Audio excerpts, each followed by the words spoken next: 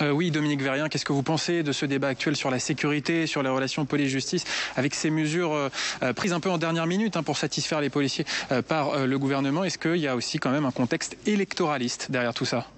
Il y a très clairement un contexte électoraliste où En Marche a envie de montrer qu'il sait aussi être fort et soutenir ses policiers. On l'a vu avec Gérald Darmanin qui va défiler aux côtés des policiers alors qu'il aurait plutôt dû être aux côtés du ministre de la Justice pour montrer que le gouvernement évidemment les entendait mais faisait bloc pour pouvoir avoir une réponse coordonnée et ensemble.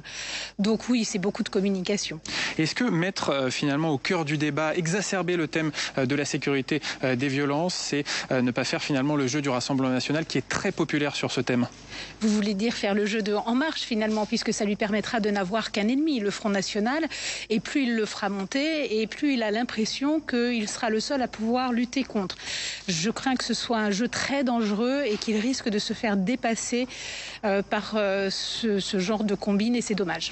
Qu'est-ce que vous pensez de l'hyper-présence du ministre de l'Intérieur, Gérald Darmanin? Vous le disiez, il était aux côtés des policiers la semaine dernière. Ce week-end, il a porté plainte contre Audrey Pulvar, candidate au régional, avant finalement de l'inviter à échanger au ministère. C'est un excès de zèle? C'est pas un excès de zèle. Là, pour le coup, c'était une communication manquée. Autant le président de la République fait du marketing réussi avec des youtubeurs, autant là, il a essayé aussi de communiquer, Gérald Darmanin, mais ça a fait pchit, puisque justement, on savait bien que cette plainte ne pouvait de toute façon pas aboutir. Donc il fallait bien qu'il se récupère aux branches en invitant Audrey Pulvar, en disant « je note qu'elle a dit que la police n'était pas raciste ». Beaucoup de gesticulation qui nuit, à mon avis, à l'efficacité de la justice. Je ne suis pas sûre de la justice et de la police, et je ne suis pas sûre que ça ramènera les policiers dans le giron de En Marche comme ils souhaitent le faire. Alors, la loi justice va arriver au Sénat en septembre. Est-ce que, justement, comme vous le dites, aller trop vite, gesticuler, surréagir, ça peut entraîner le fait qu'on fait mal la loi? Alors, ça peut l'entraîner, évidemment, et de part et d'autre. Je veux dire, En Marche n'a pas non plus n'est pas le seul à pouvoir avoir ce défaut.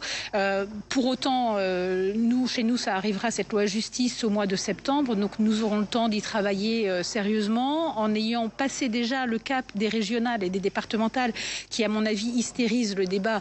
Gérald Darmanin, qui ne sait pas trop où il habite, au niveau de Hauts-de-France, malgré tout, a besoin d'exister nationalement, puisque pour essayer de gagner quelques voix là-bas, je pense qu'on aura passé ça. En septembre, on pourra regarder plus calmement, et je crois que la commission des lois fera un travail sérieux, parce qu'il y a des choses intéressantes dans ce projet de loi. Alors, c'est pas le grand soir de la justice non plus, mais si on peut y rajouter des choses qui permettent de mieux fonctionner, d'avoir un meilleur lien justement entre police et justice, ça pourrait être très intéressant. Merci beaucoup, Dominique Vérien.